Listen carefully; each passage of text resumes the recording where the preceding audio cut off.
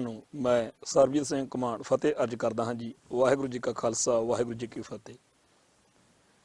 ਭਾਰਤ ਦੇ ਦੌਰੇ ਉੱਤੇ ਆਏ ਹੋਏ ਅਮਰੀਕਨ ਪ੍ਰੈਜ਼ੀਡੈਂਟ ਮਿਸਟਰ ਟਰੰਪ ਨੇ ਜਦੋਂ ਅਹਿਮਦਾਬਾਦ ਦੇ ਵਿੱਚ ਭਾਰਤ ਦੇ ਪ੍ਰਧਾਨ ਮੰਤਰੀ ਸ਼੍ਰੀ ਨਰਿੰਦਰ ਮੋਦੀ ਨੂੰ ਜੱਫੀ ਪਾ ਕੇ ਕਿਹਾ ਵੀ ਭਾਰਤ ਤੇ ਅਮਰੀਕਾ ਇਸਲਾਮਿਕ ਟੈਰੋਰਿਜ਼ਮ ਦੇ ਖਿਲਾਫ ਇਕਜੁੱਟ ਹੋ ਕੇ ਲੜਨਗੇ, ਤਾਂ ਪਤਾ ਨਹੀਂ ਦਿੱਲੀ ਦੇ ਵਿੱਚ ਇਹਦਾ ਕੀ ਸੁਨੇਹਾ ਗਿਆ। ਵੀ ਉਦੋਂ ਕੀ ਖਬਰਾਂ ਆਉਣ ਲੱਗ ਗਈਆਂ ਵੀ ਜਿਹੜਾ ਪਿਛਲੇ 60-70 ਦਿਨਾਂ ਤੋਂ ਸ਼ਾਂਤੀਪੂਰਵਕ ਪ੍ਰੋਟੈਸਟ ਚੱਲ ਰਿਹਾ ਸੀਗਾ ਨਾਗਰਿਕਤਾ ਸੋਧ ਬਿੱਲ ਦੇ ਖਿਲਾਫ, ਵੀ ਹੁਣ ਉੱਥੇ ਬੜਾ ਹਫੜਾ ਦਫੜੀ ਮਚ ਗਈ ਆ, ਕਿਉਂਕਿ ਜਿਹੜੇ ਲੋਕ ਨਾਗਰਿਕਤਾ ਸੋਧ ਬਿੱਲ ਦੇ ਹਾਮੀ ਨੇ, ਸਮਰਥਕ ਨੇ, ਵੀ ਉਹਨਾਂ ਦੇ ਨਾਲ ਟਕਰਾਅ ਸ਼ੁਰੂ ਹੋ ਗਿਆ। ਅਸਲ ਵਿੱਚ ਤਾਂ ਨਾਗਰਿਕਤਾ ਸੋਧ ਬਿੱਲ ਦੇ ਹਮਾਇਤੀ RSS ਦੇ ਉਹ ਗੁੰਡੇ ਨੇ, ਹਿੰਦੂ ਕੱਟੜਪੰਥੀ ਉਹ ਭਾਗਵਾ ਬ੍ਰਿਗੇਡ ਹੈ, ਜਿਹਨੂੰ ਪੁਲਿਸ ਦੀ ਹਾਜ਼ਰੀ ਵਿੱਚ ਚਾਅ ਚੜਿਆ ਪਿਆ, ਕਿਉਂਕਿ ਪੁਲਿਸ ਨੂੰ ਪੂਰੇ ਇਸ ਗੱਲ ਦੇ ਲਈ ਹੁਕਮ ਦਿੱਤੇ ਗਏ ਨੇ ਕਿ ਇੱਕ ਵੀ ਹਿੰਦੂ ਦੀ ਝਰੀਟ ਨਹੀਂ ਆਉਣੀ ਚਾਹੀਦੀ ਤੇ ਮੁਸਲਮਾਨ ਕੋਈ ਬਚਣਾ ਨਹੀਂ ਚਾਹੀਦਾ। ਜਿਵੇਂ 1984 ਮੌਕੇ ਕਿਹਾ ਗਿਆ ਸੀਗਾ ਵੀ ਤੁਹਾਨੂੰ 72 ਘੰਟੇ ਸਿੱਖਾਂ ਦਾ ਕਤਲੇਆਮ ਕਰਨ ਲਈ ਦਿੱਤੇ ਜਾਂਦੇ ਆ, ਕੁਛ ਉਹੋ ਜਿਹੀ ਕਹਾਣੀ ਲੱਗਦੀ ਆ, ਕਿਉਂਕਿ ਜਿੰਨੀਆਂ ਕੁ ਵੀਡੀਓਜ਼ ਸੋਸ਼ਲ ਮੀਡੀਆ ਤੇ ਦੇਖਣ ਨੂੰ ਮਿਲ ਰਹੀਆਂ ਨੇ, ਜਿਹੜੇ ਗੁੰਡੇ ਬਦਮਾਸ਼ ਨੇ RSS ਵਾਲੇ ਜਾਂ ਹੋਰ, ਉਹ ਤਾਂ ਹਜੇ ਪਿੱਛੇ ਰਹਿ ਜਾਂਦੇ ਆ, ਪਰ ਜਿਹੜੇ ਪੁਲਿਸ ਵਾਲੇ ਨੇ ਉਹ ਇੱਟਾਂ ਰੋੜੇ ਚੱਕ ਰਹੇ ਨੇ, ਲੋਕਾਂ ਨੂੰ ਭੜਕਾ ਰਹੇ ਨੇ, ਅੱਗਾਂ ਲਵਾ ਰਹੇ ਨੇ, ਲੋਕਾਂ ਉੱਤੇ ਪ੍ਰੈਸ਼ਰ ਬਣਾ ਰਹੇ ਆ ਵੀ ਫੱਟੇ ਚੱਕ ਦੋ ਕਿਤੇ, ਕਿਉਂ ਜਿਵੇਂ ਇਉਂ ਲੱਗਦਾ ਜਿਵੇਂ ਹਰੇਕ ਨੂੰ ਇਲਾਕਾ ਦਿੱਤਾ ਹੋਵੇ ਪੁਲਿਸੀਏ ਨੂੰ ਕਿ ਤੇਰੇ ਇਲਾਕੇ ਦੇ ਵਿੱਚ ਜੇ ਜ਼ੁਲਮ ਘੱਟ ਹੋਇਆ, ਪੱਧਰ ਘੱਟ ਹੋਇਆ, ਅੱਗਾਂ ਘੱਟ ਲੱਗੀਆਂ ਤੇ ਫਿਰ ਤੇਰੀ ਖਨੀ ਤਨਖਾਹ ਕੱਟੀ ਜਾਣੀ ਆ। ਸੋ ਇਸ ਵੇਲੇ ਤੱਕ 5-6 ਮੌਤਾਂ ਉੱਥੇ ਹੋ ਚੁੱਕੀਆਂ ਨੇ, ਜਿਹਦੇ ਵਿੱਚ ਇੱਕ ਪੁਲਿਸ ਮੁਲਾਜ਼ਮ ਵੀ ਆ।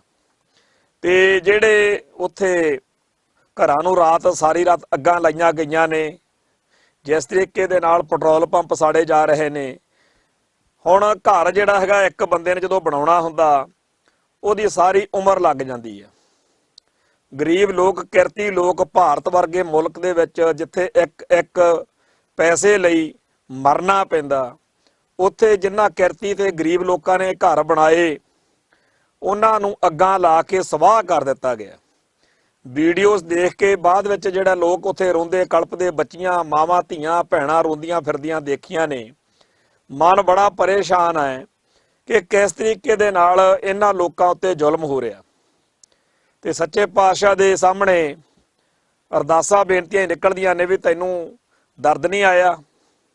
ਤੋ ਜਿਹੜਾ ਜ਼ੁਲਮ ਕਿਸੇ ਵੇਲੇ ਬਾਬਰ ਦੇ ਆਉਣ ਮੌਕੇ ਇਸ ਧਰਤੀ ਨੇ ਦੇਖਿਆ ਸੀ, ਉਹੋ ਜਿਹਾ ਜ਼ੁਲਮ ਹੁਣ ਮੋਦੀ ਦੇ ਆਉਣ ਤੇ ਅਸੀਂ ਦੇਖ ਰਹੇ ਹਾਂ। ਤੇ ਨਾ ਤਾਂ ਜ਼ੁਲਮ ਉਹ ਸਹੀ ਸੀ ਤੇ ਨਾ ਇਹ ਸਹੀ ਹੈ, ਜ਼ੁਲਮ ਜ਼ੁਲਮ ਹੀ ਹੈ। ਤੇ ਮੋਦੀ ਨੇ ਸਾਰੇ ਸੰਸਾਰ ਨੂੰ ਹੁਣ ਇਹ ਦਿਖਾਉਣ ਤੇ ਲੱਕ ਬੰਨ੍ਹ ਲੈਣਾ ਹੈ ਕਿ ਦੇਖੋ ਸਾਡੇ ਮੁਲਕ ਵਿੱਚ ਅਸੀਂ ਮੁਸਲਮਾਨਾਂ ਨੂੰ ਖੰਘਣ ਨਹੀਂ ਦਿੰਦੇ, ਕਿਉਂਕਿ ਅਮਰੀਕਨ ਸਿਸਟਮ ਜਿਹੜਾ ਹੈ ਉਹ ਵੀ ਜਦੋਂ ਸਰੇਆਮ ਮਿਸਟਰ ਟਰੰਪ ਕਹਿ ਰਿਹਾ ਹੋਵੇ ਕਿ ਇਸਲਾਮਿਕ ਟੈਰਰਿਜ਼ਮ ਜਿਹੜਾ ਹੈ ਵੀ ਉਹ ਬਰਦਾਸ਼ਤ ਨਹੀਂ ਕਰਨਾ, ਤਾਂ ਫਿਰ ਭਾਰਤ ਵਰਗੇ ਮੁਲਕਾਂ ਨੂੰ ਅਮਰੀਕਾ ਦੀ, UNO ਦੀ ਜਾਂ ਇਹੋ ਜਿਹੇ ਕੁਝ ਹੋਰ ਸੰਸਥਾਵਾਂ ਦੀ ਤੇ ਮੁਲਕਾਂ ਦੀ ਪ੍ਰਵਾਹ ਮਾੜੀ ਮੋਟੀ ਹੁੰਦੀ ਆ। ਤੇ ਜਦੋਂ ਪਿਛਲੇ ਸਮੇਂ ਦੇ ਵਿੱਚ ਕਸ਼ਮੀਰ ਵਾਲਾ ਪੁਆੜਾ ਪਿਆ, ਉਦੋਂ ਵੀ ਲੋਕਾਂ ਨੂੰ ਲੱਗਦਾ ਸੀ ਵੀ ਅਮਰੀਕਾ ਜਾਂ UNO ਇੰਟਰਵੀਨ ਕਰੂਗਾ। ਹੋਰ ਵੀ ਜਦੋਂ 3 ਤਲਾਕ ਵਾਲਾ ਹੋਇਆ, ਜਾਂ ਭਾਰਤ ਵਿੱਚ ਈਸਾਈਆਂ ਉੱਤੇ ਜ਼ੁਲਮ ਹੋਏ, ਜਾਂ ਭਾਰਤ ਵਿੱਚ ਮੁਸਲਮਾਨਾਂ ਉੱਤੇ ਜ਼ੁਲਮ ਹੋਏ, ਤੇ ਲੋਕ ਸਮਝਦੇ ਰਹੇ ਵੀ ਸ਼ਾਇਦ UNO ਜਾਂ ਅਮਰੀਕਾ ਕੁਝ ਕਰੇਗਾ। ਪਰ UNO ਜਾਂ ਅਮਰੀਕਾ ਨੇ ਕੀ ਕਰਨਾ ਕਰਾਉਣਾ ਹੈ? ਆ ਜਿਹੜੀ ਆ ਕੇ ਥਾਪੀ ਦੇ ਗਿਆ ਇਹਨੂੰ, ਮੋਦੀ ਨੂੰ, ਹੁਣ ਤੋਂ ਬਾਅਦ ਵਿੱਚ ਹੋਰ ਵੱਧ ਜ਼ੁਲਮ ਜਿਹੜਾ ਹੈ ਪੰਜਾਬ 'ਚ, ਭਾਰਤ ਵਿੱਚ ਘੱਟ ਗਿਣਤੀਆਂ ਤੇ ਹੋਏਗਾ, ਤੇ ਹਿੰਦੂ ਕੱਟੜਵਾਦ ਆ ਜਿਹੜਾ ਉਹਨੂੰ ਹੋਰ ਹਲਾਰਾ ਮਿਲੇਗਾ।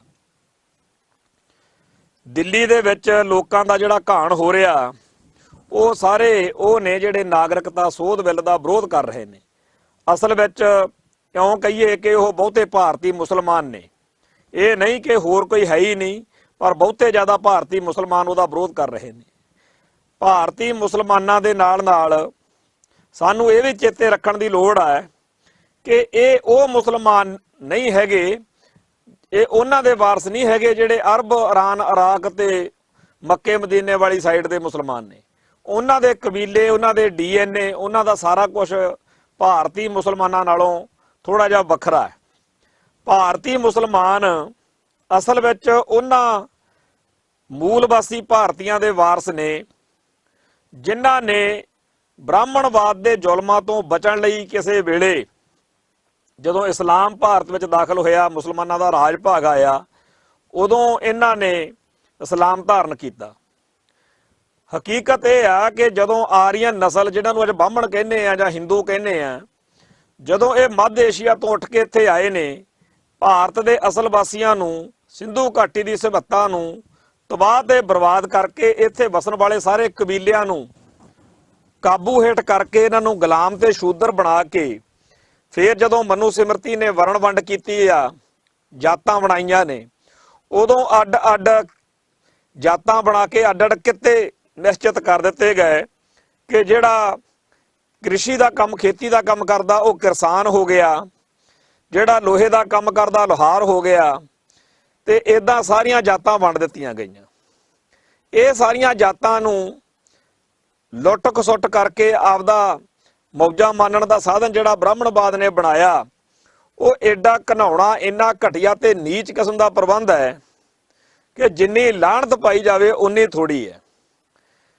ਤੇ ਨਾਲ ਦੀ ਨਾਲ ਭਾਰਤ ਦੇ ਅਸਲ ਵਾਸੀ, ਮੂਲ ਵਾਸੀ ਲੋਕਾਂ ਨੂੰ ਸਦੀਵੀ ਤੌਰ ਦੇ ਉੱਤੇ ਨਰਕ ਭਰੀ ਜ਼ਿੰਦਗੀ ਜਿਉਣ ਦੇ ਲਈ ਤੇ ਇਹੋ ਜਿਹੇ ਹਾਲਾਤ ਬਣਾ ਦੇਣ ਦੇ ਲਈ ਕਿ ਇਹਨਾਂ ਦੀਆਂ ਆਉਣ ਵਾਲੀਆਂ ਨਸਲਾਂ ਵੀ ਸਾਡੇ ਸਾਹਮਣੇ ਸਿਰ ਨਾ ਚੱਕ ਸਕਣ, ਇੰਨੇ ਘਟੀਆ ਤੇ ਨੀਚ ਜਿਹੜੇ ਨੇ ਨਿਯਮ ਬਣਾਏ ਕਿ ਵਿਆਹ ਤੋਂ ਬਾਅਦ ਪਹਿਲੀ ਜਿਹੜੀ ਰਾਤ ਆ ਉਹ ਕਿਸੇ ਬ੍ਰਾਹਮਣ ਦੇ ਨਾਲ ਕੱਟਣੀ ਪਊਗੀ ਉਸ ਔਰਤ ਨੂੰ ਜਿਹੜੀ ਕਿਸੇ ਸ਼ੂਦਰ ਦੇ ਨਾਲ ਜਾਂ ਭਾਰਤ ਦੇ ਮੂਲ ਵਾਸੀ ਨਾਲ ਵਿਆਹੀ ਜਾਵੇ। ਤੇ ਭਾਰਤ ਦੀਆਂ ਮੂਲ ਵਾਸੀ ਔਰਤਾਂ ਨੂੰ ਛਾਤੀਆਂ ਨੰਗੀਆਂ ਰੱਖਣੀਆਂ ਪੈਣਗੀਆਂ ਤੇ ਭਾਰਤ ਦੀਆਂ ਮੂਲ ਵਾਸੀ ਔਰਤਾਂ ਨੂੰ ਜਦੋਂ ਚਾਹੋ ਜੇ ਜੋ ਚਾਹੇ ਉਹਦਾ ਸ਼ੋਸ਼ਣ ਕੀਤਾ ਜਾ ਸਕਦਾ।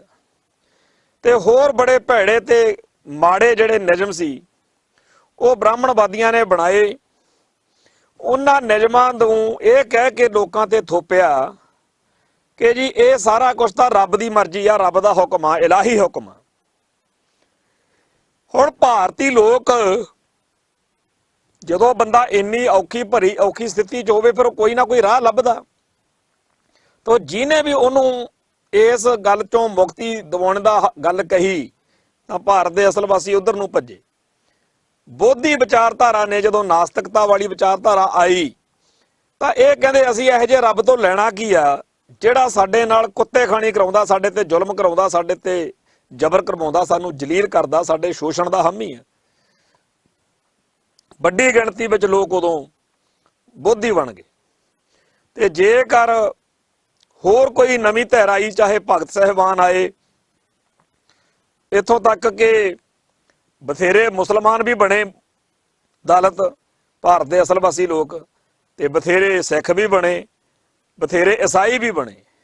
ਪਰ ਇੱਕ ਹਕੀਕਤ ਹੈ ਕਿ ਬੇਸ਼ੱਕ ਬੋਧੀ ਬਣ ਗਏ ਭਾਰਤ ਦੇ ਅਸਲ ਵਾਸੀ, ਬੇਸ਼ੱਕ ਭਾਰਤ ਦੇ ਅਸਲ ਵਾਸੀ ਮੁਸਲਮਾਨ ਬਣ ਗਏ, ਬੇਸ਼ੱਕ ਕੋਈ ਹੋਰ ਬਣ ਗਏ, ਪਰ ਉਹਨਾਂ ਦੀ ਜਾਤ ਵਾਲੀ ਪਛਾਣ ਜਿਹੜੀ ਆ ਉਹ ਨਾਲ ਹੀ ਗਈ ਹੈ। ਜਿਹੜਾ ਬਾਹਮਣ ਨੇ ਉਹਦੇ ਕਲੰਕ ਲਾ ਦਿੱਤਾ ਨਾ ਕਿ ਤੂੰ ਫਲਾਨੀ ਜਾਤ ਦਾ ਮਾਂ, ਬਰਾਦਰੀ ਦਾ ਮਾਂ, ਉਹ ਨਹੀਂ ਨਾਲੋਂ ਲੱਥਿਆ। ਪਹਿਲਾਂ ਜਿਹੜੇ ਸਾਰੇ ਤੇਲੀ ਸੀ, ਜੇਕਰ ਕੋਈ ਮੁਸਲਮਾਨ ਬਣ ਗਿਆ ਤਾਂ ਉਹ ਮੁਸਲਮਾਨ ਤੇਲੀ ਹੋ ਗਿਆ, ਦੂਜਾ ਜਿਹੜਾ ਹੈਗਾ ਹਿੰਦੂ ਤੇਲੀ ਰਹਿ ਗਿਆ।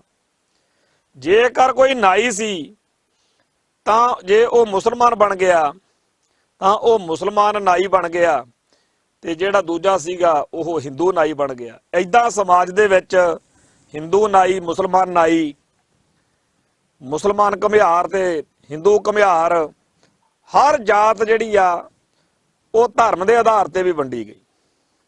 ਪਹਿਲਾਂ ਤਾਂ ਵਰਣ ਵੰਡ ਅਤੇ ਜਾਤ ਵੰਡ ਸੀ, ਫਿਰ ਧਰਮ ਦੀ ਵੰਡ ਵੀ ਆ ਗਈ। ਤੋ ਜਿਹੜਾ ਇਸਲਾਮ ਦੇ ਆਉਣ ਤੋਂ ਬਾਅਦ ਇੱਥੇ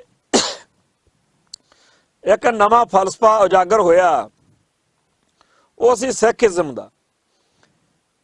ਇਹ ਮੰਨਣੀ ਪੈਣੀ ਹੈ ਗੱਲ ਕਿ ਜੇ ਭਾਰਤ ਦੇ ਅਸਲ ਵਾਸੀਆਂ ਨੂੰ ਕਿਸੇ ਨੇ ਸੁੱਖ ਦਾ ਸਾਹ ਦਿੱਤਾ ਤਾਂ ਇੱਕ ਤਾਂ ਦਿੱਤਾ ਸਿੱਖੀਜ਼ਮ ਨੇ, ਸਿੱਖ ਥਾਟ ਨੇ, ਸਰਦਾਰੀਆਂ ਬਖਸ਼ੀਆਂ। ਕਿਉਂਕਿ ਕਲਗੀਧਰ ਸ਼ਹਿਨशाह ਨੇ ਠੋਕ ਵਜਾ ਕੇ ਇਹ ਗੱਲ ਆਖੀ ਕਿ ਜਿਨ ਕੀ ਜਾਤ ਵਰਣ ਕੁਲ ਮਾਹੀ, ਸਰਦਾਰੀ ਨਾ ਭਈ ਕਦਾਹੀ, ਇਨਹੀ ਕੋ ਸਰਦਾਰ ਬਣਾऊं ਤਬੇ ਗੋਬਿੰਦ ਸਿੰਘ ਨਾਮ ਕਹਾऊं। ਸਰਦਾਰੀਆਂ ਬਖਸ਼ੀਆਂ ਸਿੱਖੀ ਨੇ। ਦੂਸਰਾ ਜਿਹੜਾ ਅੰਗਰੇਜ਼ ਦਾ ਪੀਰੀਅਡ ਆਇਆ, ਉਦੋਂ ਇਹੋ ਜਿਹੇ ਕਾਨੂੰਨ ਬਣਾਏ, ਇਹੋ ਜਿਹੇ ਨਿਯਮ ਘੜੇ ਗਏ ਜਿਹਦੇ ਨਾਲ ਭਾਰਤ ਦੀਆਂ ਮੂਲਵਾਸੀ ਬਰਾਦਰੀਆਂ ਨੂੰ, ਮੂਲਵਾਸੀ ਲੋਕਾਂ ਨੂੰ ਬਹੁਤ ਵੱਡੇ ਪੱਧਰ ਤੇ ਰਾਹਤ ਮਿਲੀ। ਪਰ ਅੱਜ ਵੀ ਇਹ ਲੋਕ ਮਹਾ ਬੇਇਨਸਾਫੀ ਚੱਲ ਰਹੇ ਨੇ। ਬਹੁਤ ਹੀ ਮਾੜੀ ਤੇ ਭੈੜੀ ਹਾਲਤ ਵਾ। ਤੇ ਉਹਨਾਂ ਦੇ ਵਿੱਚੋਂ ਹੀ ਜਿਹੜੇ ਮੁਸਲਮਾਨ ਬਣੇ ਨੇ, ਹੁਣ ਉਹਨਾਂ ਨੂੰ ਵਿਪਤਾ ਪਈ ਹੋਈ ਆ ਕਿ ਨਾਗਰਿਕਤਾ ਸੋਧ ਬਿੱਲ ਦੀ ਮਾਰ ਸਾਨੂੰ ਪੈਣੀ ਹੈ। ਤੇ ਉਹ ਭਾਰਤ ਦੇ ਮੂਲਵਾਸੀ ਲੋਕ ਜਿਹੜੇ ਨੇ, ਜਿਹੜੇ ਦਲਿਤ ਵੀ ਕਹੇ ਜਾਂਦੇ ਨੇ, ਉਹ ਚਾਹੇ ਜਿਹੜੇ ਮਰਜ਼ੀ ਧਰਮ ਵਿੱਚ ਹੋਣ, ਉਹਨਾਂ ਦੀ ਪੀੜ ਸਾਂਝੀ ਆ, ਉਹਨਾਂ ਦਾ ਆਧਾਰ ਸਾਂਝਾ, ਉਹਨਾਂ ਦਾ ਦੁੱਖ ਸਾਂਝਾ। ਤੇ ਹੁਣ ਜਦੋਂ ਕਿ ਕਈ ਅਸਾਮ ਤੇ ਹੋਰ ਕਈ ਥਾਵਾਂ ਦੇ ਉੱਤੇ ਜਿਹੜੇ ਨਜ਼ਰਬੰਦੀ ਕੇਂਦਰ ਬਣਾਏ ਹੋਏ ਨੇ, ਡਿਟੈਂਸ਼ਨ ਸੈਂਟਰ ਬਣਾਏ ਹੋਏ ਨੇ, ਉੱਥੋਂ ਜਿਹੜੀਆਂ ਖਬਰਾਂ ਨਿਕਲ ਕੇ ਆ ਰਹੀਆਂ ਨੇ ਕਿ ਬੜੀ ਵੱਡੀ ਗਿਣਤੀ ਵਿੱਚ ਜਿਨ੍ਹਾਂ ਲੋਕਾਂ ਦੇ ਕੋਲੇ ਕਾਗਜ਼ਾਤ ਪੂਰੇ ਨਹੀਂ, ਜਾਂ ਜਿਹੜੇ ਸਿਟੀਜ਼ਨ ਹੋਣ ਦੇ ਦਾਅਵੇ ਨੂੰ ਪੂਰਾ ਨਹੀਂ ਕਰਕੇ ਦਿਖਾ ਸਕੇ, ਸਬੂਤ ਨਹੀਂ ਕਰ ਸਕੇ, ਉਹਨਾਂ ਨੂੰ ਫੜ ਕੇ ਉਹਨਾਂ ਡਿਟੈਂਸ਼ਨ ਸੈਂਟਰਾਂ 'ਚ ਨਜ਼ਰਬੰਦੀ ਹੇਠ ਰੱਖਿਆ ਗਿਆ। ਤੇ ਕਈ ਜਿਹੜੇ ਨੇ ਉਹ ਲੋਕ ਨੇ ਜਿਨ੍ਹਾਂ ਨੇ ਇਸ ਮੁਲਕ ਦੀ ਬੜੀ ਸੇਵਾ ਕੀਤੀ, ਜੰਗਾਂ ਲੜੀਆਂ, ਜਾਂ ਕਿਸੇ ਹੋਰ ਢੰਗ ਤਰੀਕੇ ਨਾਲ ਸਰਕਾਰੀ ਨੌਕਰੀ ਕੀਤੀ, ਪਰ ਅੱਜ ਦਾ ਸਿਸਟਮ, ਅੱਜ ਦਾ ਬ੍ਰਾਹਮਣਵਾਦੀ ਨਿਜ਼ਾਮ ਕਹਿੰਦਾ ਕਿ ਸਾਡੇ ਕੋਲ ਤੁਹਾਡੇ ਕੋਈ ਕਾਗਜ਼ ਪੱਤਰ ਨਹੀਂ ਹੈਗੇ, ਇਸ ਕਰਕੇ ਤੁਸੀਂ ਜਿਹੜੇ ਹੋ ਹੁਣ ਡਿਟੈਂਸ਼ਨ ਸੈਂਟਰ 'ਚ ਰਹੋਗੇ। ਤਾਂ ਸਾਰੇ ਮੁਲਕ ਦੇ ਵਿੱਚ ਜਿਹੜੇ ਸੂਝਵਾਨ ਲੋਕ ਨੇ ਉਹ ਇਸ ਕਾਲੇ ਕਾਨੂੰਨ ਦਾ ਵਿਰੋਧ ਕਰ ਰਹੇ ਨੇ।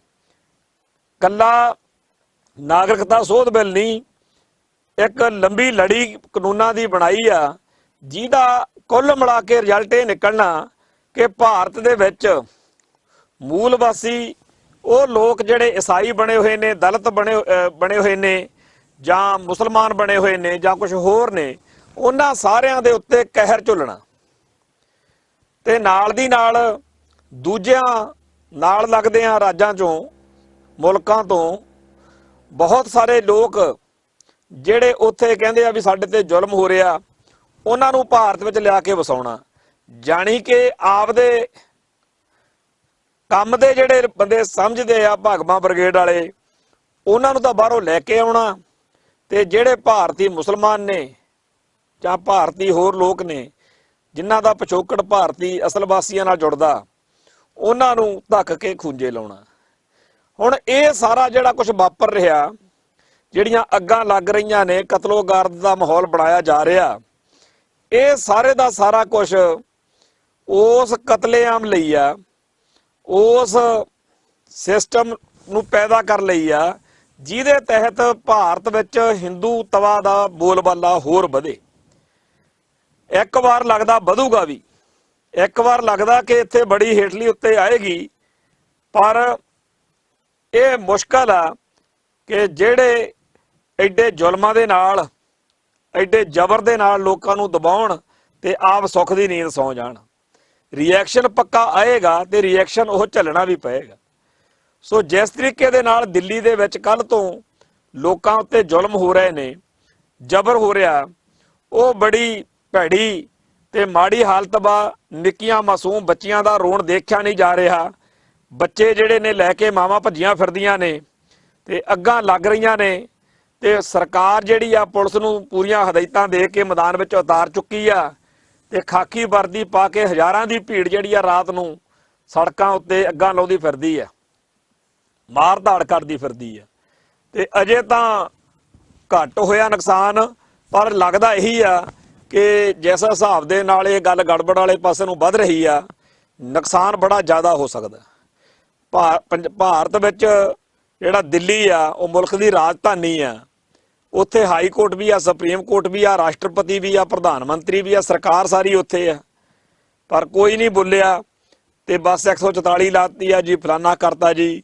ਅਸਲ ਵਿੱਚ ਜਦੋਂ 1984 ਦੇ ਨਵੰਬਰ ਮਹੀਨੇ 'ਚ ਸਿੱਖਾਂ ਦਾ ਕਤਲੇਆਮ ਹੋਇਆ, ਉਦੋਂ ਵੀ ਇਹ ਗੱਲ ਦੇਖੀ ਗਈ ਸੀ ਕਿ ਜਦੋਂ ਵੀ ਇਹ ਵਹਿਸ਼ੀ ਭੀੜ ਉਧਰ ਆਉਂਦੀ ਸੀ, ਜੇ ਸਿੰਘਾਂ ਨੇ ਮੂਹਰੇ ਜੌਹਰ ਦਿਖਾਉਣਾ, ਸ਼ਾਸਤਰ ਦਿਖਾਉਣੇ, ਤਾਂ ਇਹਨਾਂ ਨੇ ਭੱਜ ਜਾਣਾ। ਫਿਰ ਪੁਲਿਸ ਵਾਲਿਆਂ ਨੇ ਆਉਣਾ, ਬਈ ਸਾਨੂੰ ਤੁਸੀਂ ਆਪਦੇ ਹਥਿਆਰ ਦੇ ਦਿਓ, ਅਸੀਂ ਤੁਹਾਡੀ ਰਾਖੀ ਕਰਾਂਗੇ। ਬਾਅਦ ਵਿੱਚ ਫਿਰ ਇਹ ਜਿਹੜੀ ਵਹਿਸ਼ੀ ਭੀੜ ਸੀ, ਇਹ ਸਿੱਖਾਂ ਦਾ ਘਾਣ ਕਰਦੀ ਹੁੰਦੀ ਸੀ। ਇਸੇ ਤਰੀਕੇ ਦਾ ਸਿਸਟਮ ਹੁਣ ਬਣਿਆ ਹੋਇਆ। ਪੰਜਾਬ ਤੋਂ ਬਾਹਰ ਸਾਰੇ ਮੁਲਕ ਦੇ ਵਿੱਚ ਇੱਕ ਬਹੁਤ ਵੱਡੀ ਦਹਿਸ਼ਤ ਦੀ, ਇੱਕ ਟੈਰਰ ਦੀ ਲਹਿਰ ਦੌੜੀ ਹੋਈ ਹੈ। ਇਸਲਾਮਿਕ ਟੈਰਰਿਜ਼ਮ ਕੀ ਆ, ਕਿੱਥੇ ਆ, ਉਹ ਤਾਂ ਹਜੇ ਪਰਾਂ ਦੀ ਗੱਲ ਆ। ਪਰ ਭਗਵਾਂ ਟੈਰਰਿਜ਼ਮ ਜਿਹੜਾ ਹੈ ਉਹ ਪੰਜਾਬ ਦੀ ਧਰਤੀ ਉੱਤੇ, ਭਾਰਤ ਦੀ ਧਰਤੀ ਉੱਤੇ ਨਿੱਤ ਆਪਦੇ ਜਲਵੇ ਦਿਖਾ ਰਿਹਾ।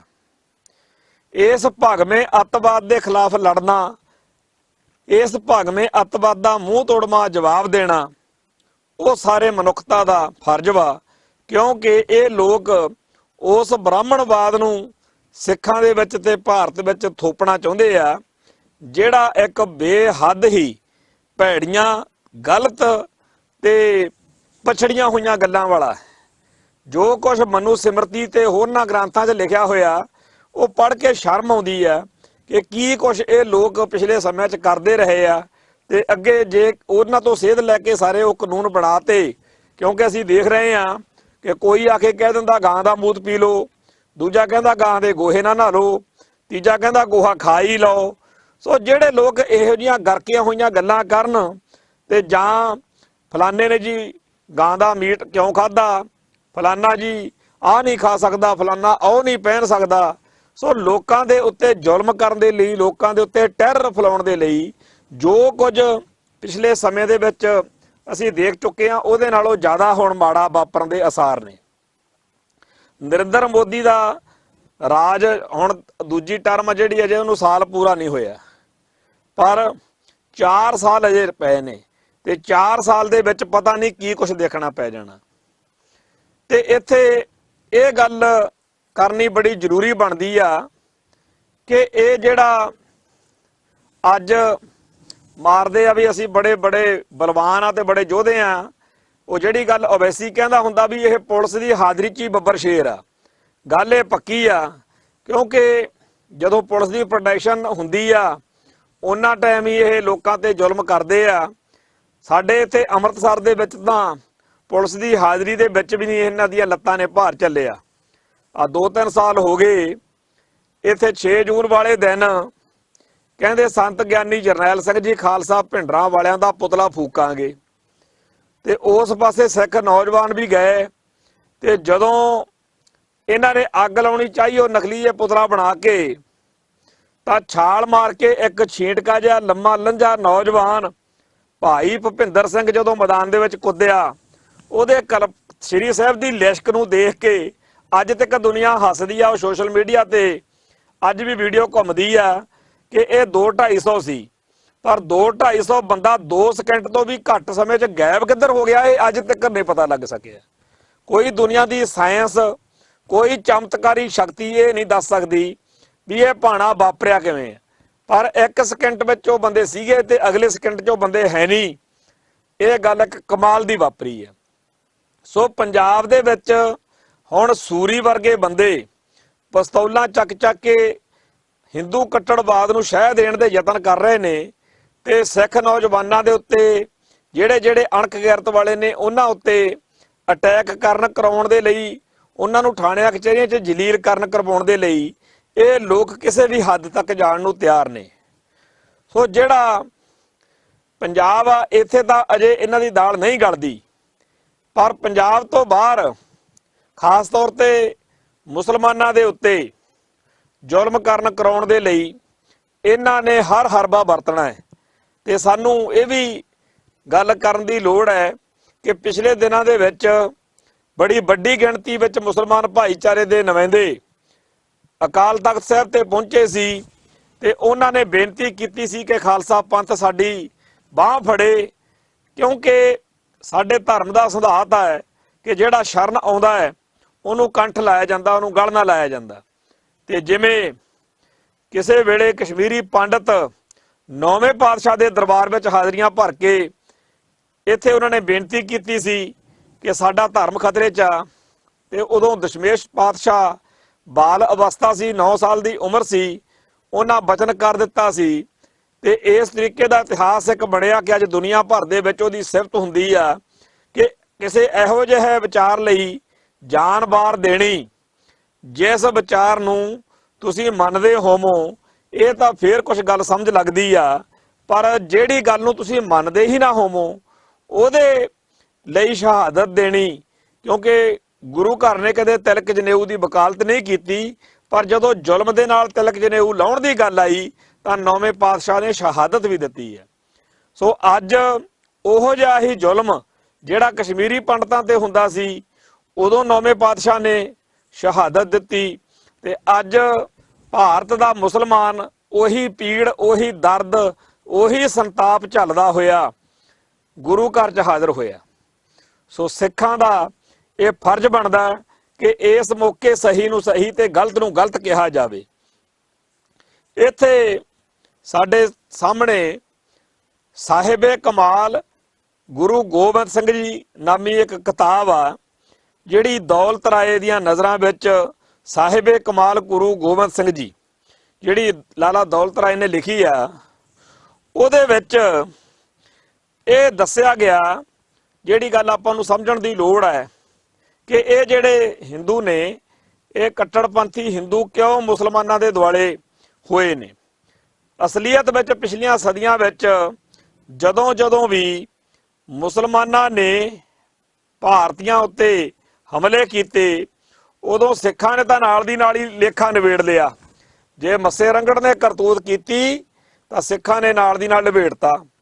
ਜੇ ਕੋਈ ਹੋਰ ਆਇਆ ਮੱਸਾ ਰੰਗੜ ਤੋਂ ਬਗੈਰ ਵੀ, ਕੋਈ ਲਖਪਤ, ਕੋਈ ਅਬਦਾਲੀ, ਸਿੱਖਾਂ ਨੇ ਮਨ ਵਿੱਚ ਨਹੀਂ ਰੱਖਿਆ ਹੈਗਾ ਵੀ ਆਹ ਰਹਿ ਗਿਆ, ਸਿੱਖਾਂ ਨੇ ਲੇਖਾ ਪੂਰਾ ਕਰਤਾ।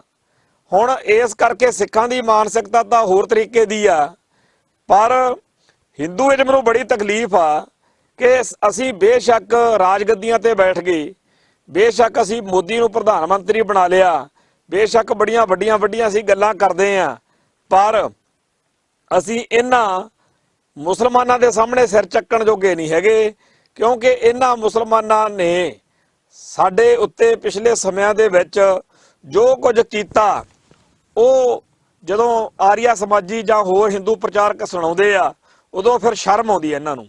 ਜਿਹੜੀਆਂ ਕੌਮਾਂ ਦੇ ਵੱਡ ਵਡੇਰੇ ਨਾਲ ਦੀ ਨਾਲ ਨਿਬੇੜੀ ਜਾਂਦੇ ਨੇ, ਉਹਨਾਂ ਦਾ ਕੰਮ ਤਾਂ ਹੋਰ ਹੁੰਦਾ, ਪਰ ਜਿਹੜੀ ਸਾਈਕੀ, ਜਿਹੜੀ ਮਾਨਸਿਕਤਾ ਇਹ ਦਰਦ ਝੱਲਦੀ ਆ, ਇਹ ਪੀੜ ਮੰਨਦੀ ਆ ਕਿ ਸਾਡੇ ਵੱਡੇ ਵਡੇਰਿਆਂ ਨਾਲ ਸਾਡੇ ਨਾਲ ਕੀ ਕੁਝ ਪਿਛਲੇ ਸਮੇਂ 'ਚ ਹੋਇਆ, ਉਹਦੇ ਲਈ ਮਰਨ ਹੋਇਆ ਪਿਆ ਹੁੰਦਾ। ਸੋ ਜਦੋਂ ਭਾਰਤੀ ਮੁਸਲਮਾਨਾਂ ਦੇ ਉੱਤੇ ਭਾਰਤੀ ਹਿੰਦੂ ਕੱਟੜਪੰਥੀ ਜ਼ੁਲਮ ਕਰਦੇ ਆ ਤਾਂ ਉਹਦੇ ਪਿੱਛੇ ਅਸਲ ਕਾਰਨ ਕੀ ਆ ਕਿ ਇੱਕ ਹੀਣ ਭਾਵਨਾ ਕਿ ਸਾਡੇ ਨਾਲ ਇਹਨਾਂ ਨੇ ਆਹ ਕੁਝ ਕੀਤਾ ਹੋਇਆ। ਜਿਹੜੀ ਆ ਕਿਤਾਬ ਆ ਦੌਲਤ ਰਾਏ ਦੀਆਂ ਨਜ਼ਰਾਂ ਵਿੱਚ ਸਾਹਿਬੇ ਕਮਾਲ ਗੁਰੂ ਗੋਬਿੰਦ ਸਿੰਘ ਜੀ, ਉਹਦੇ ਵਿੱਚ ਕੁਝ ਜ਼ੁਲਮਾਂ ਦਾ ਹਾਲ ਦਰਜ ਕੀਤਾ ਹੋਇਆ ਕਿ ਤਾਰੀਖ ਖਾਲਸਾ ਦੇ ਪਹਿਲੇ ਹਿੱਸੇ 'ਚ ਲਿਖਿਆ ਕਿ ਮਹਿਮੂਦ ਨੇ ਹਿੰਦੂਆਂ ਦੇ ਮੰਦਰਾਂ ਨੂੰ ਲੁੱਟਿਆ, ਦੇਵਤਿਆਂ ਦੀ ਬੇਇੱਜ਼ਤੀ ਕੀਤੀ, ਮੂਰਤੀਆਂ ਭੰਨੀਆਂ ਤੇ ਹਿੰਦੂਆਂ ਨੂੰ ਦਿਲ ਖੋਲ ਕੇ ਲੁੱਟਿਆ। ਹਜ਼ਾਰਾਂ ਖਾਨਦਾਨਾਂ ਦੀ ਦੌਲਤ ਲੁੱਟ ਕੇ ਉਹਨਾਂ ਨੂੰ ਸੋਨੇ ਚਾਂਦੀ ਤੋਂ ਵਾਂਝਾ ਕਰ ਦਿੱਤਾ। ਘਾਹ ਤੇ ਪੱਠਿਆਂ ਦੀ ਖਾਤਰ ਸਾਰਾ ਦੇਸ਼ ਉਜਾੜ ਦਿੱਤਾ। ਉਹਨਾਂ ਦੇ ਮੰਦਰਾਂ ਦੀਆਂ ਚਗਾਠਾਂ ਤੇ ਹੋਰ ਕੀਮਤੀ ਸਮਾਨ ਲਾਹ ਕੇ ਆਪਣੀਆਂ ਮਸਜਿਦਾਂ ਉਸਾਰੀਆਂ ਤੇ ਸਜਾਈਆਂ।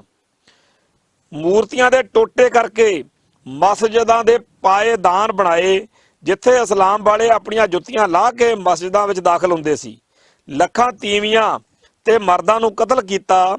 ਲੱਖਾਂ ਨੂੰ ਕੈਦ ਕਰਕੇ ਦਾਸੀਆਂ ਤੇ ਗੁਲਾਮ ਬਣਾ ਕੇ 2-2 ਦਿਨਾਰ ਲੈ ਕੇ ਗਜ਼ਨੀ ਦੇ ਬਾਜ਼ਾਰਾਂ ਵਿੱਚ ਵੇਚਿਆ। ਮਥੁਰਾ ਦਾ ਸੰਸੈਰ ਪੂਰੇ 20 ਦਿਨ ਲੁੱਟਿਆ। ਮੰਦਰਾਂ ਵਿੱਚ ਹਿੰਦੂਆਂ ਦੇ ਦਿਲ ਦਿਖਾਉਣ ਵਾਲੇ ਕੰਮ ਕੀਤੇ। ਉੱਥੋਂ ਦੇ ਰਾਜੇ ਨੇ ਆਖਰਕਾਰ ਆਪਣੀ ਸਾਰੀ ਔਲਾਦ ਨੂੰ ਕਤਲ ਕਰਕੇ ਆਤਮ ਹੱਤਿਆ ਕਰ ਲਈ। ਇਸ ਤੋਂ ਪਹਿਲਾਂ ਮੁਹੰਮਦ ਕਾਸਿਮ ਨੇ ਹਿੰਦੂਆਂ ਨੂੰ ਉੱਕਾ ਹੀ ਬਰਬਾਦ ਕਰਕੇ ਰਾਜਾ ਦਾਹਿਰ ਵਾਲੀਏ ਸਿੰਧ ਦੀਆਂ 2 ਧੀਆਂ ਨੂੰ ਤੇ ਹੋਰ ਅਨੇਕ ਇਸਤਰੀਆਂ ਨੂੰ ਕੈਦ ਕਰਕੇ ਬਗਦਾਦ ਵਿੱਚ, ਜਿੱਥੋਂ ਦਾ ਉਹ ਆਪ ਰਹਿਣ ਵਾਲਾ ਸੀ, ਖਲੀਫੇ ਦੇ ਮਹਿਲ ਵਿੱਚ ਦਾਖਲ ਕੀਤਾ। ਕੁਤਬਦੀਨ ਐਬਕ ਨੇ ਮੇਰਠ ਦੇ ਸਾਰੇ ਮੰਦਰਾਂ ਤੇ ਬੁੱਤਾਂ ਨੂੰ ਤੋੜਿਆ ਤੇ ਉਹਨਾਂ ਦੀ ਥਾਂ ਮਸਜਿਦਾਂ ਉਸਾਰੀਆਂ। ਜਿਸ ਨੇ ਵੀ ਇਸਲਾਮ ਕਬੂਲ ਕਰਨ ਤੋਂ ਇਨਕਾਰ ਕੀਤਾ ਉਸ ਨੂੰ ਮੌਤ ਦਾ ਸ਼ਰਬਤ ਪਿਲਾਇਆ। ਕੇਵਲ ਇੱਕ ਕਲੰਜਰ ਸ਼ਹਿਰ ਵਿੱਚ ਹੀ 113 ਹਿੰਦੂ ਮੰਦਰ ਢਾਹ ਕੇ ਮਸਜਿਦਾਂ ਬਣਵਾ ਦਿੱਤੀਆਂ। ਹਿੰਦੂ ਕਤਲ ਕੀਤੇ ਗਏ ਤੇ ਗੁਲਾਮ ਬਣਾਏ ਗਏ। ਤੇ ਵਕਾਤੇ ਨਾਸਰੀ ਦੇ ਸਫਾ 9 ਤੇ ਦਰਜ ਹੈ ਕਿ ਬਿਹਾਰ ਦੀ ਫਤਿਹ ਉੱਤੇ ਇਸੇ ਕੁਤਬਦੀਨ ਨੇ 1 ਲੱਖ ਦੇ ਕਰੀਬ ਦਾ ਕੇਵਲ ਬ੍ਰਾਹਮਣੀ ਕਤਲ ਕੀਤੇ ਤੇ ਹਿੰਦੂਆਂ ਦਾ ਪ੍ਰਸਿੱਧ ਪੁਰਾਣਾ ਪੁਸਤਕਾਲਾ ਸਾੜ ਦਿੱਤਾ। ਹੋਰ ਇੱਥੇ ਅੱਗੇ ਲਿਖਿਆ ਕਿ ਅਮੀਰ ਅਬਦੁੱਲਾ ਖਾਨ ਦੇ ਤਜ਼ਕਰੇ ਤੇ ਅਲਮ ਸਮਦ ਦੇ ਤਜ਼ਕਰੇ ਦੇ ਹਵਾਲੇ ਅਨੁਸਾਰ ਅਲਾਉਦੀਨ ਖਿਲਜੀ ਨੇ ਕਮਬਾਤ ਦੇ ਇਲਾਕੇ ਵਿੱਚ ਇੰਨੇ ਕੁ ਹਿੰਦੂ ਕਤਲ ਕੀਤੇ ਕਿ ਲਹੂ ਦੀਆਂ ਲਹਿਰਾਂ ਵਗਾ ਦਿੱਤੀਆਂ। ਅਲਾਉਦੀਨ ਖਿਲਜੀ ਨੇ 20,000 ਸੁੰਦਰੀਆਂ ਨੂੰ ਗੁਲਾਮ ਬਣਾ ਕੇ ਆਪਣੇ ਦੇਸ਼ ਭੇਜਿਆ। ਖਿਲਜੀ ਨੇ ਹੁਕਮ ਜਾਰੀ ਕੀਤਾ ਕਿ ਹਿੰਦੂਆਂ ਨੂੰ ਜ਼ਰੂਰੀ ਪਹਿਨਣ ਦੇ ਕੱਪੜਿਆਂ ਤੇ 6 ਮਹੀਨੇ ਦੀ ਲੋੜ ਤੋਂ ਵਧੇਕ ਖਾਣ ਪੀਣ ਦਾ ਸਮਾਨ ਰੱਖਣ ਦੀ ਆਗਿਆ ਨਹੀਂ। ਇਸ ਤੇ ਵਧੇਕ ਸਭ ਕੁਝ ਮੁਸਲਮਾਨਾਂ ਦੇ ਹਵਾਲੇ ਕਰ ਦਿੱਤਾ ਜਾਵੇ। ਦੌਲਤਾਬਾਦ ਦੇ ਸ਼ਹਿਰ ਨੂੰ ਤਾਂ ਉਸਨੇ ਅਜਿਹਾ ਬਰਬਾਦ ਕੀਤਾ ਕਿ ਉੱਥੇ ਕੋਈ ਕੁੱਤਾ ਜਾਂ ਬਿੱਲੀ ਤੱਕ ਨਾ ਬਚੇ। ਅੰਨਿਆਂ ਨੂੰ ਉਸਨੇ ਘੋੜਿਆਂ ਦੀਆਂ ਪੂਛਾਂ ਨਾਲ ਬੰਨ੍ਹ ਕੇ ਮਰਵਾਇਆ। ਹੁਣ ਇਹ ਸਾਰਾ ਕੁਝ ਕਿੰਨਾ ਕੁ ਸੱਚ ਆ, ਕਿੰਨਾ ਕੁ ਠੀਕ ਆ, ਇਹ ਤਾਂ ਵਾਹਿਗੁਰੂ ਜਾਣੇ। ਪਰ ਜਿਵੇਂ ਲਿਖਿਆ ਕਿ ਤਾਰੀਖ ਫਰਿਸ਼ਤਾ ਅਨੁਸਾਰ ਫਿਰੋਜ਼ ਸ਼ਾਹ ਨੇ ਜਦੋਂ ਨਗਰਕੋਟ ਕਾਂਗੜਾ ਫਤਿਹ ਕੀਤਾ ਤਾਂ ਸਾਰੇ ਹਿੰਦੂਆਂ ਨੂੰ ਲੁੱਟ ਕੇ ਬੁੱਤਾਂ ਨੂੰ ਤੋੜ ਦਿੱਤਾ ਤੇ ਉਹਨਾਂ ਵਿੱਚ ਹਾਰ ਪਵਾਏ ਤੇ ਉਹਨਾਂ ਬੁੱਤਾਂ ਦੇ ਟੁਕੜਿਆਂ ਨੂੰ ਗਾਂ ਦੇ ਗੋਸ਼ਤ ਵਿੱਚ ਮੜ ਕੇ ਬਾਹਮਣਾਂ ਦੇ ਗਲਿਆਂ ਵਿੱਚ ਹਾਰ ਪਵਾਏ। 13,000 ਹਿੰਦੂ ਬੁੱਤ ਪੂਜਾ ਨੂੰ ਕੈਦ ਕਰਕੇ ਮੂੰਹ ਵਿੱਚ ਗਾਂ ਦਾ ਮਾਸ ਤੁੰਨ ਕੇ ਕਤਲ ਕੀਤਾ। ਗਿਆਸੁਦੀਨ ਨੇ ਰਾਣਾ ਮੱਲਭ ਭੱਟੀ ਦੀ ਧੀ ਨੂੰ ਜਬਰੀ ਮੁਸਲਮਾਨ ਕੀਤਾ ਤੇ ਉਸ ਨਾਲ ਨਿਕਾਹ ਪੜਾ ਕੇ ਆਪਣੇ ਹਰਮ ਵਿੱਚ ਸ਼ਾਮਲ ਕੀਤਾ। ਉਸ ਦੀ ਕੁੱਖ ਚੋਂ ਹੀ ਫਿਰੋਜ਼ ਸ਼ਾਹ ਪੈਦਾ ਹੋਇਆ ਸੀ।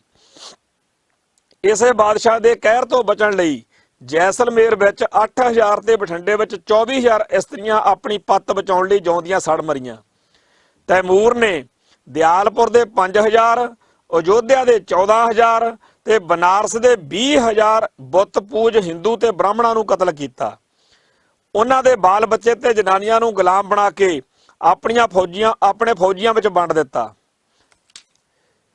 ਤੁਜਕੇ ਬਾਬਰੀ ਵਿੱਚ ਸਾਫ਼ ਲਿਖਿਆ ਹੋਇਆ ਕਿ ਜੋ ਵੀ ਹਿੰਦੂ ਲੜਾਈ ਵਿੱਚ ਫੜੇ ਜਾਂਦੇ ਨੇ ਉਹਨਾਂ ਨੂੰ ਬਾਦਸ਼ਾਹ ਦੇ ਸਾਹਮਣੇ ਲਿਆ ਕੇ ਕਤਲ ਕੀਤਾ ਜਾਂਦਾ ਹੈ। ਤਾਰੀਖ ਮੀਰ ਮਾਸੂਮ ਦੇ ਹਵਾਲੇ ਅਨੁਸਾਰ ਇਸਲਾਮ ਦੇ ਜੇਤੂਆਂ ਨੇ ਸ਼ੁਰੂ ਵਿੱਚ ਹੀ ਇਹ ਹੁਕਮ ਜਾਰੀ ਕਰ ਦਿੱਤਾ ਸੀ ਕਿ ਕੋਈ ਹਿੰਦੂ ਚੰਗਾ ਕੱਪੜਾ ਨਾ ਪਾਵੇ, ਚੰਗਾ ਭੋਜਨ ਨਾ ਖਾਵੇ, ਘੋੜੇ ਦੀ ਸਵਾਰੀ ਨਾ ਕਰੇ, 2 ਮੰਜ਼ਲਾ ਮਕਾਨ ਨਾ ਬਣਾਵੇ, ਸੁੰਦਰ ਲੜਕਾ ਲੜਕੀ ਨਾ ਰੱਖੇ ਤੇ ਜੇ ਹੋਣ ਤਾਂ ਮੁਸਲਮਾਨਾਂ ਨੂੰ ਦੇ ਦਿੱਤੇ ਜਾਣ। ਤੈਮੂਰ ਸ਼ਾਹ ਨੇ ਆਪਣੇ ਤਜ਼ਕਰੇ 'ਚ ਲਿਖਿਆ ਕਿ ਉਹ ਹਿੰਦੁਸਤਾਨ 'ਚ ਕੇਵਲ 2 ਮੰਤਵ ਲੈ ਕੇ ਆਇਆ, ਹਿੰਦੂ ਕਾਫਰਾਂ ਨੂੰ ਦੀਨ ਇਸਲਾਮ ਵਿੱਚ ਪ੍ਰਵੇਸ਼ ਕਰਾਉਣਾ ਜਾਂ ਕਤਲ ਕਰਨਾ ਤੇ ਕਾਫਰਾਂ ਦਾ ਮਾਲ ਮੱਤਾ ਲੁੱਟ ਕੇ ਮੁਸਲਮਾਨਾਂ ਨੂੰ ਲਾਹ ਪਹੁੰਚਾਉਣਾ। ਤੇ ਅੱਗੇ ਅੰਗਰੇਜ਼ ਜਿਹੜੇ ਲਿਖਾਰੀ ਨੇ ਉਹਨਾਂ ਦੇ ਹਵਾਲੇ ਨਾਲ ਵੀ ਲਾਲਾ ਦੌਲਤ ਰਾਏ ਨੇ ਬੜਾ ਕੁਝ ਬਿਆਨ ਕੀਤਾ ਕਿ ਉਦੋਂ ਇੱਕੋ ਗੱਲ ਸੀ ਕਿ ਜਾਂ ਇਸਲਾਮ ਧਾਰਨ ਕਰੋ ਜਾਂ ਜਜ਼ੀਆ ਭਰੋ। ਤੇ ਉਦੋਂ ਜਿਹੜਾ ਕੁਝ ਵਾਪਰਿਆ ਉਹ ਮਿਸਟਰ ਟੌਡ ਦਾ ਲਿਖਿਆ ਹੋਇਆ, ਮਿਸਟਰ ਅਲਫਿਨਸਨ ਦਾ ਲਿਖਿਆ ਹੋਇਆ ਜਦੋਂ ਪੜ੍ਹਦੇ ਆ ਤਾਂ ਸਾਫ਼ ਦਿਖਦਾ ਕਿ ਮੁਸਲਮਾਨ ਹਾਕਮਾਂ ਨੇ ਬੜੀ ਬੇਰਹਿਮੀ ਦੇ ਨਾਲ ਉਸ ਮੌਕੇ ਇਸ ਇਲਾਕੇ ਦੇ ਵਿੱਚ ਜਿਹੜਾ ਜ਼ੁਲਮ ਆ ਉਹ ਕੀਤੇ ਤੇ ਹਰੇਕ ਬਾਦਸ਼ਾਹ ਜਿਹੜਾ ਸੀ ਉਹਨੂੰ ਜਿੰਨਾ ਵੀ ਬਸ ਲੱਗਿਆ ਉਹਨੇ ਜ਼ੁਲਮ ਢਾਹੇ। ਮੁੱਖ ਦੀ ਗੱਲ ਇਹ ਕਿ ਇਸਲਾਮ ਦਾ ਦੌਰ ਹਿੰਦੂਆਂ ਦੇ ਕਤਲ, ਤਬਾਹੀ ਤੇ ਬਰਬਾਦੀ ਦਾ, ਹਜ਼ਾਰਾਂ ਨਿੱਤ ਨਵੇਂ ਸੂਰਜ ਕਤਲ ਕੀਤੇ ਜਾਂਦੇ ਤੇ ਰਤ ਦੀਆਂ ਲਹੂ ਵਗਦੇ ਸੀ। ਘੋੜੇ ਦੀ ਸਵਾਰੀ ਜਿਹੜੀ ਸੀ ਉਹ ਕਰਨ ਦਾ ਹੱਕ ਦੀ ਆਗਿਆ ਨਹੀਂ, ਦਸਤਾਰ ਸਜਾਉਣ ਦੀ ਆਖਿਆ ਨਹੀਂ, ਤੇ ਕੋਈ ਵੀ ਚੰਗੀ ਚੀਜ਼ ਹਿੰਦੂ ਆਪਦੇ ਕੋਲ ਨਹੀਂ ਰੱਖ ਸਕਦੇ।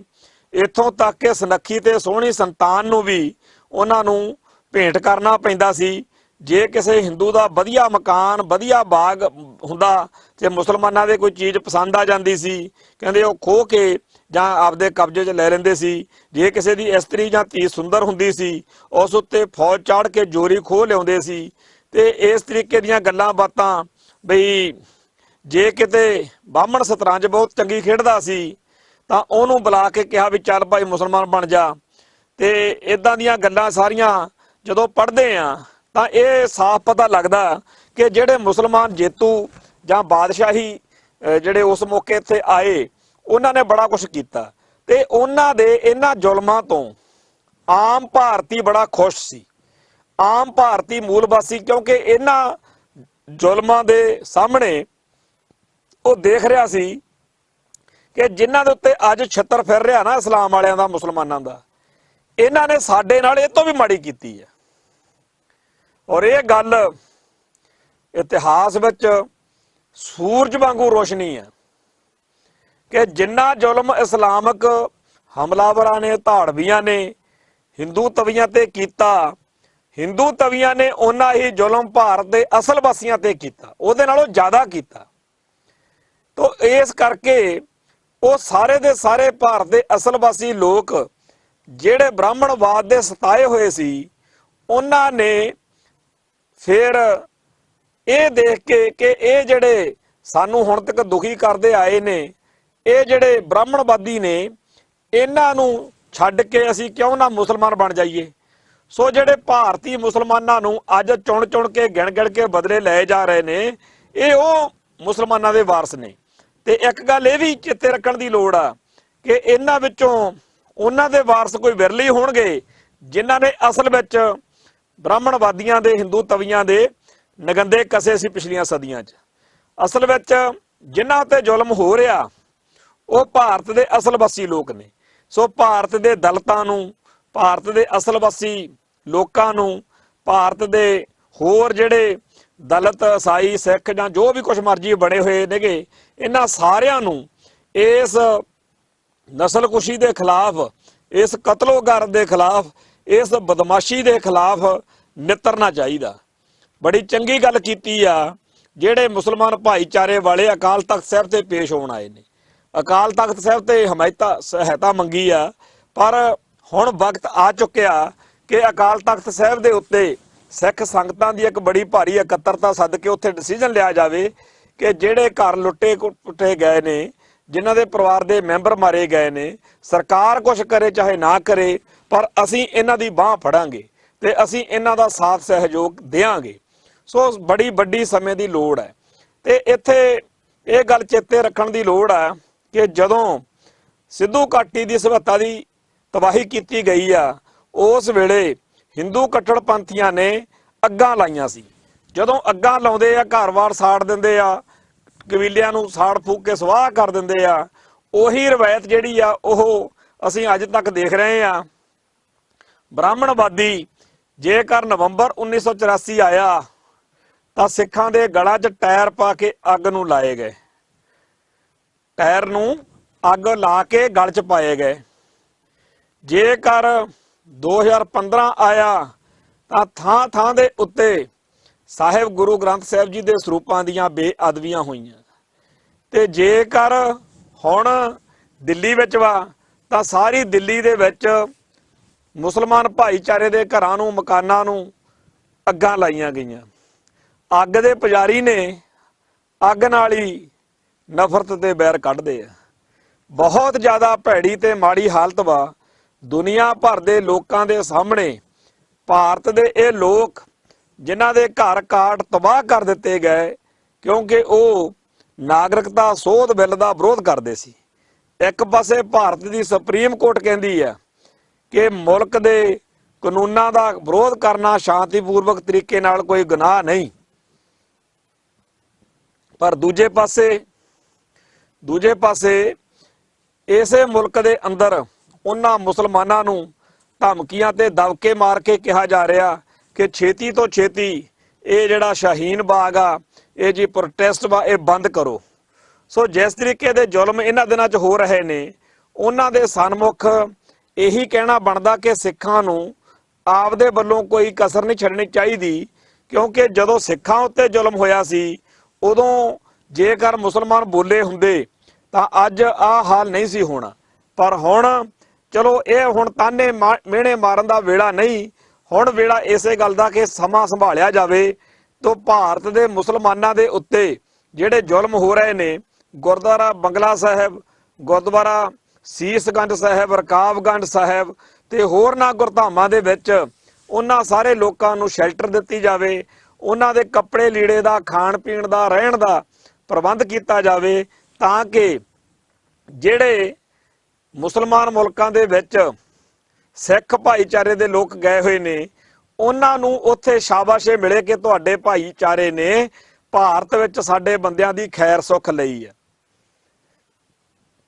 ਇਹ ਲੜਾਈ ਹੈ ਜਿਹੜੀ, ਇਹ ਨਾ ਤਾਂ ਮੁੱਕੀ ਆ ਤੇ ਨਾ ਅਜੇ ਇਹ ਕਿਸੇ ਤਣ ਪੱਤਣ ਲੱਗੀ ਆ। ਅਸਲ ਵਿੱਚ ਤਾਂ ਇਹ ਗੱਲ ਹੈ ਕਿ ਸਾਫ਼ ਦਿਖ ਰਿਹਾ ਕਿ ਟਰੰਪ ਦੇ ਜਾਣ ਤੋਂ ਬਾਅਦ ਅਮਿਤ ਸ਼ਾਹ ਦਾ ਗੁਜਰਾਤ ਮਾਡਲ ਆ ਜਿਹੜਾ ਕਿ ਮੁਸਲਮਾਨਾਂ ਦੇ ਪੂਰੇ ਨਗੰਦੇ ਕੱਸਣੇ ਆ, ਉਹ ਅਜੇ ਲਾਗੂ ਹੋਣਾ ਹੈ। ਅਜੇ ਤਾਂ ਟ੍ਰੇਲਰ ਚੱਲ ਰਿਹਾ ਲੱਗਦਾ। ਤੇ ਜਿਸ ਤਰੀਕੇ ਦੀਆਂ ਕੱਲ ਦੀਆਂ ਸ਼ਾਮ ਦੀਆਂ ਵੀਡੀਓਜ਼ ਲਗਾਤਾਰ ਆ ਰਹੀਆਂ ਨੇ, ਉਹਨਾਂ ਵੀਡੀਓਜ਼ ਨੂੰ ਦੇਖ ਕੇ ਜਿਵੇਂ ਮਨੁੱਖਤਾ ਦਾ ਦਰਦ ਰੱਖਣ ਵਾਲੇ ਲੋਕ ਕਲਪ ਰਹੇ ਨੇ, ਤੇ ਜਿਵੇਂ ਹਿੰਦੂ ਕੱਟੜਪੰਥੀ ਖੁਸ਼ ਹੋ ਕੇ ਅੱਗੇ ਕਹਿੰਦੇ ਸੀ ਜੀ ਅਸੀਂ ਦੇਖਿਆ ਨਹੀਂ ਵੀ ਹਿੰਦੂ ਇਸ ਤਰ੍ਹਾਂ ਮਾੜਾ ਹੈਗਾ ਕਿ ਨਹੀਂ, ਹੁਣ ਤਾਂ ਵੀਡੀਓ ਪਾ ਕੇ ਅਗਲੇ ਦਿਖਾਉਂਦੇ ਆ। ਕਦੇ 4 ਹਿੰਦੂ ਇਕੱਠੇ ਹੋ ਕੇ ਕਿਸੇ ਧਾਰਮਿਕ ਮਸੀਤ ਨੂੰ, ਮੁਸਲਮਾਨਾਂ ਦੀ ਨੂੰ ਅੱਗ ਲਾ ਰਹੇ ਨੇ, ਕਿਸੇ ਘਰਾਂ ਨੂੰ, ਕਦੇ ਝੁੱਗੀਆਂ ਨੂੰ, ਕਦੇ ਪੈਟਰੋਲ ਪੰਪਾਂ ਨੂੰ। ਸੋ ਜਿਹੜੇ ਇਸ ਤਰੀਕੇ ਦੇ ਜ਼ੁਲਮ ਕਰਦੇ ਫਿਰਦੇ ਨੇ, ਲੋਕਾਂ ਦੀਆਂ ਫੈਕਟਰੀਆਂ ਨੂੰ ਅੱਗਾਂ ਲਾ ਰਹੇ ਨੇ, ਘਰਾਂ ਦੇ ਵਿੱਚ ਵੜ ਕੇ ਘਰੇਲੂ ਸਮਾਨ ਨੂੰ ਅੱਗਾਂ ਲਾ ਰਹੇ ਨੇ। ਸਵੇਰੇ ਅੱਜ ਕਈ ਵੀਡੀਓਜ਼ ਦੇਖੀਆਂ ਨੇ ਜਿਹਦੇ ਵਿੱਚ ਬੱਚੀਆਂ ਰੋ ਰਹੀਆਂ ਨੇ, ਮਾਵਾਂ ਕਲਪ ਰਹੀਆਂ ਨੇ, ਨਿਆਣਿਆਂ ਕੋਲੇ ਖਾਣ ਪੀਣ ਲਈ ਕੁਝ ਹੈ ਨਹੀਂ। ਤੇ ਇਹੋ ਜਿਹਾ ਜ਼ੁਲਮ ਵਾਲਾ ਪੀਰੀਅਡ ਜਿਹੜਾ 1984 ਚ ਸਿੱਖਾਂ ਨੇ ਜਿਹੋ ਜਿਹਾ ਝੱਲਿਆ, ਉਹ ਸਾਰਾ ਉੱਥੇ ਮਾਹੌਲ ਬਣਦਾ ਜਾ ਰਿਹਾ। ਤੇ ਸਾਫ਼ ਦਿਖ ਰਿਹਾ ਕਿ ਆਉਣ ਵਾਲੇ ਸਮੇਂ 'ਚ, ਆਉਣ ਵਾਲੇ ਦਿਨਾਂ ਦੇ ਵਿੱਚ ਇਹ ਕੰਮ ਹੋਰ ਵਧੇਗਾ। ਸੋ ਸਾਡਾ ਸਾਰੇ ਹੀ ਮਨੁੱਖਤਾ ਦੇ ਸਾਹਮਣੇ ਵੀ ਬੇਨਤੀ ਆ, ਖਾਸ ਤੌਰ ਤੇ ਆਪਦੇ ਸਿੱਖ ਭਾਈਚਾਰੇ ਦੇ ਸਾਹਮਣੇ ਬੇਨਤੀ ਆ ਕਿ ਜਿਹੜਾ ਆਪਣਾ ਸਾਥ ਕਿਸੇ ਨੇ ਦਿੱਤਾ ਜਾਂ ਨਹੀਂ ਦਿੱਤਾ, ਉਹਨੂੰ ਗੱਲ ਨੂੰ ਪਾਸੇ ਰੱਖ ਕੇ ਆਪਾਂ ਨੂੰ ਇਸ ਮੌਕੇ ਆਪਦਾ ਸਹੀ ਰੋਲ ਨਿਭਾਉਣਾ ਚਾਹੀਦਾ। ਤੇ ਖਾਸ ਤੌਰ ਦੇ ਉੱਤੇ ਜਿਹੜੇ ਉੱਥੇ ਮੁਸਲਮਾਨਾਂ ਦੇ ਨਾਲ ਵਧੀਕੀ ਹੋ ਰਹੀ ਆ, ਉਹਨੂੰ ਰੋਕਣ ਦੇ ਲਈ ਆਪਦਾ ਰੋਲ ਜਿਹੜਾ ਹੈ ਉਹ ਪਲੇ ਕਰਨਾ ਚਾਹੀਦਾ। ਮੈਂ ਵਾਰ-ਵਾਰ ਇਹ ਗੱਲ ਕਹਿ ਕੇ ਆਪਦੀ ਕੌਮ ਨੂੰ ਅਲਰਟ ਕਰਨਾ ਚਾਹੁੰਦਾ, ਕਿਉਂਕਿ ਜਦੋਂ ਮਿਸਟਰ ਟਰੰਪ ਦਾ ਦੌਰਾ ਸੀ ਹੋਣਾ ਸ਼ੁਰੂ ਅਜੇ, ਉਦੋਂ ਵੀ ਅਸੀਂ ਇਹ ਗੱਲ ਕਹੀ ਸੀ ਕਿ ਜਦੋਂ ਬਿਲ ਕਲਿੰਟਨ ਆਇਆ ਸੀ ਉਦੋਂ ਸਿੱਖਾਂ ਦੇ ਉੱਤੇ ਜ਼ੁਲਮ ਹੋਇਆ ਸੀ। ਐਤਕੀ ਸਿੱਖਾਂ ਦੀ ਬਜਾਏ ਉਹਨਾਂ ਨੇ ਮੁਸਲਮਾਨਾਂ ਨੂੰ ਨਿਸ਼ਾਨਾ ਬਣਾ ਲਿਆ। ਤੇ ਆ ਜਿਹੜੇ ਦਵਿੰਦਰ DSP ਦੇ ਨਾਲ 2 ਜਾਣੇ ਫੜੇ ਗਏ, ਜੇ ਉਹ ਨਾ ਫੜੇ ਜਾਂਦੇ, ਕੀ ਪਤਾ ਉਹਨਾਂ ਦੀ ਪਲੈਨਿੰਗ ਇਹ ਹੁੰਦੀ ਕਿ ਜਦੋਂ ਟਰੰਪ ਨੇ ਆਉਣਾ ਸੀ ਉਸ ਦਿਨ ਕੋਈ ਇਹੋ ਜਿਹੀ ਵਾਰਦਾਤ ਹੁੰਦੀ ਕਿ ਸਾਰੀ ਦੁਨੀਆ, ਖਾਸ ਤੌਰ ਤੇ ਅਮਰੀਕਾ ਨੂੰ ਇਹ ਭਰਮ ਪਾਇਆ ਜਾਂਦਾ ਕਿ ਮੁਸਲਮਾਨ ਬੜੇ ਮਾੜੇ ਆ। ਪਰ ਉਹ ਸ਼ਾਇਦ ਪਹਿਲੋਂ ਫੜਿਆ ਗਿਆ, ਉਹ ਸਕੀਮ ਫੇਲ ਹੋ ਗਈ। ਤੇ ਹੁਣ ਇਹਨਾਂ ਨੇ ਕੱਲ ਕੋਈ ਬਹਾਨਾ ਲੈ ਕੇ ਉੱਥੇ ਦਿੱਲੀ ਦੇ ਵਿੱਚ ਜੋ ਜ਼ੁਲਮ ਕੀਤੇ ਨੇ ਉਹ ਸਾਰਿਆਂ ਦੇ ਸਾਹਮਣੇ ਆ। ਸਾਡਾ ਸਾਰਿਆਂ ਦਾ ਫਰਜ਼ ਬਣਦਾ ਕਿ ਇਸ ਜ਼ੁਲਮ ਦਾ ਵਿਰੋਧ ਕਰੀਏ। ਇੰਨੀਆਂ ਬੇਨਤੀਆਂ ਪ੍ਰਵਾਨ ਕਰਨੀਆਂ। ਫਤਿਹ ਅਰਜ਼ ਕਰਦਾ ਜੀ। ਨਾਨਕ ਨਾਮ ਚੜ੍ਹਦੀ ਕਲਾ, ਤੇਰੇ ਭਾਣੇ ਸਰਬੱਤ ਦਾ ਭਲਾ। ਵਾਹਿਗੁਰੂ ਜੀ ਕਾ ਖਾਲਸਾ, ਵਾਹਿਗੁਰੂ ਜੀ ਕੀ ਫਤਿਹ। ਕੀ ਤੁਹਾਨੂੰ 30, 40